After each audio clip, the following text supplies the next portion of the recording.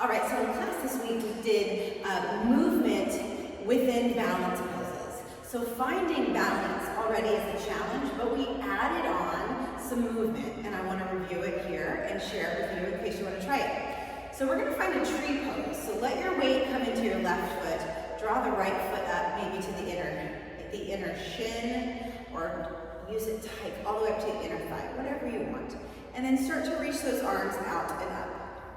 So if you want them out to the side or up to the sky, we're going to start to find some side bends. So remembering that our balance is coming from a place of stability in our standing leg, core activation, and our drishti, our focal point.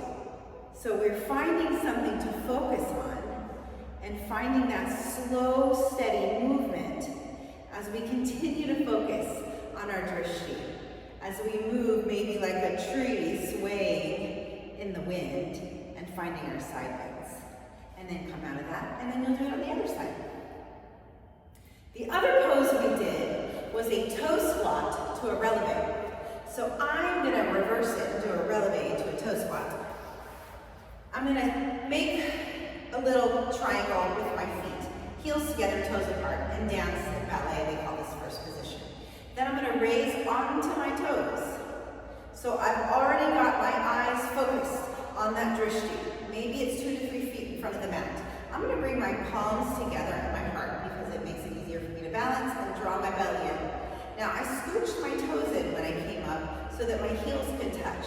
So you're squeezing the entirety of your legs together, even your glutes. Everything's squeezing down the back of your legs.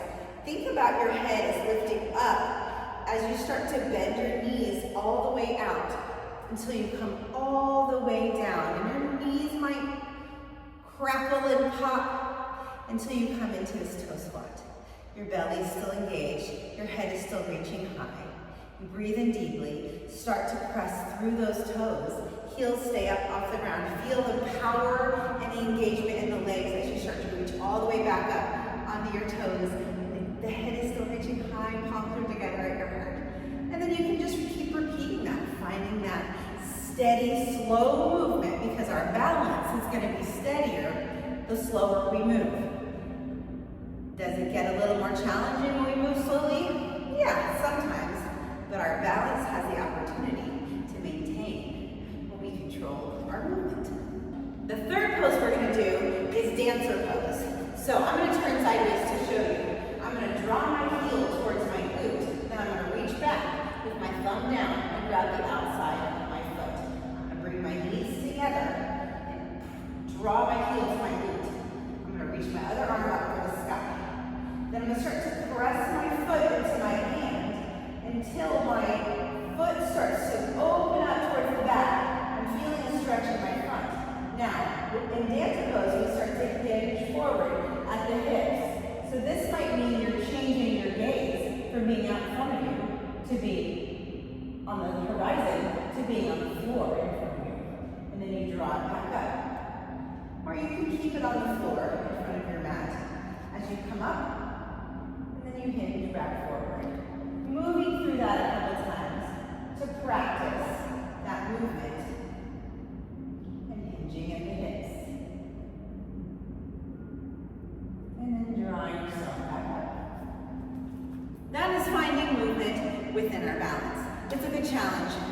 Feel free to stay next to a wall or a chair or something to help you find your balance if you have the wiggles and the wobbles, just until you start to build those muscles and get a little steadier on your single-footed balances or even on both feet. All right, give it a shot.